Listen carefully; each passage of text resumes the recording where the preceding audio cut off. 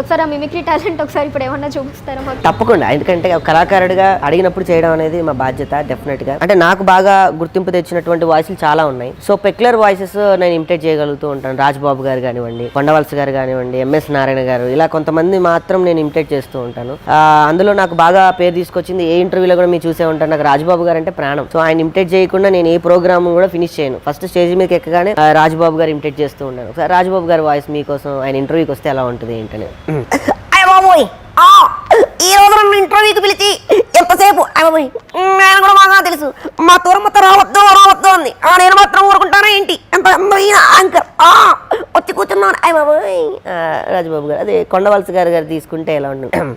నాకు తెలియదేటి, నాకెవరేటి నాకు తెలియకపోవటం ఏంటి? చటాకులో చెడుగుడాడుతున్నా శ్రీకాకుళం పెట్టాడుకున్నాను. అరుంధతి నాకు తెలుసు, ఆ కత్తి తీసి లోపల పెట్టి అయితే ఓకే. ఇలాంటి ఒక పెక్యులర్ వాయిసెస్ ఉంటాయి, అవి కొంతమంది మాత్రం చూసబుల్ చేసుకుంటూ ఉంటారు.